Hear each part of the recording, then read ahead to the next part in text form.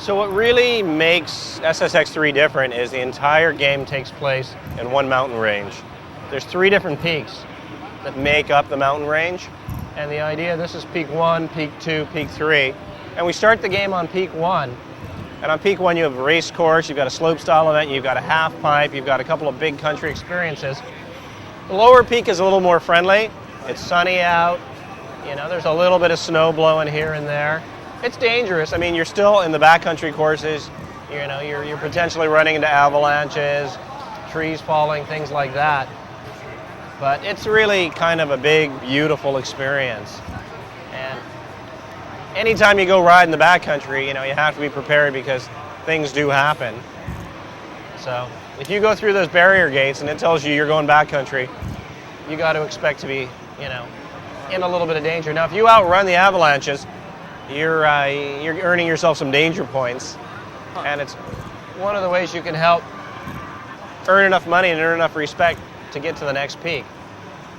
What's cool about the game is, as you progress and you get to the next peak, things start to get a little more dramatic. Snow starts falling a little bit harder. You know, you start getting a little bit of wind going. As you can see, trees start creaking. It's a little bit more menacing. We like to think of the mountain as the antagonist. Yeah, you think about movies like Backdraft, you know, who was the main bad guy? It was the fire. In our case, your biggest challenge is always going to come from the mountain, even though in some events you're racing against other characters.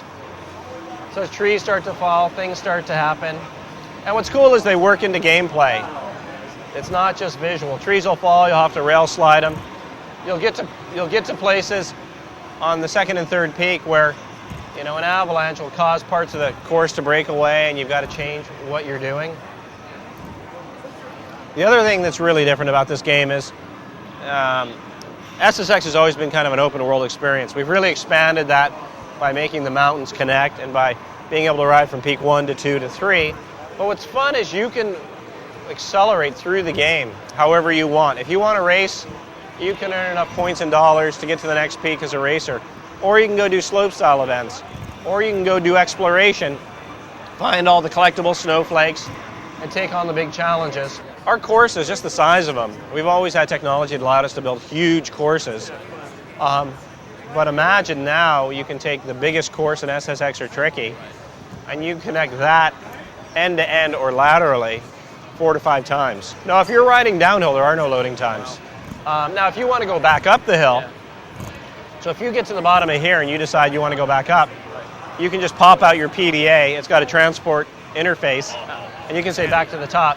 So you've got to get the plane to fly you back up to the top, and that takes about maybe 5 to 8 seconds. You know, we like to fool ourselves in making this game. We like to believe this world really exists, and once you're immersed in it, we don't want to take you out of it. So we start the game in a big open backcountry experience. We want to allow you to get out there without necessarily competing, get a feel for the snow. The physics are new. We've done a lot more with the actual rails. So on the rails you can do hand plants. There's Uber rail tricks, where you can do Uber style tricks actually while on the rails. You can ride up onto your tip and tail, do tricks off of those.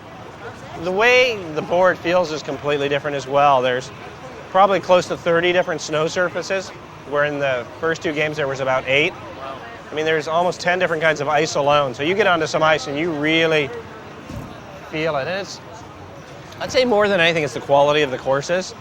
The quality of the courses, the number of really cool moments, the way the lines are situated and the jumps. We've invested a lot of time and a lot of money in this because we thought at this point in the PlayStation 2 cycle, we wanted to come out with something that really felt significant. And it's important to have hooks and things that people think are new and fresh and cool. But the primary thing that drives this game is just the quality of the experience. It's a great experience, and now with all new courses, all new mountains, it's not only being able to go back to an experience that a lot of people liked, but it's taking it to the next level.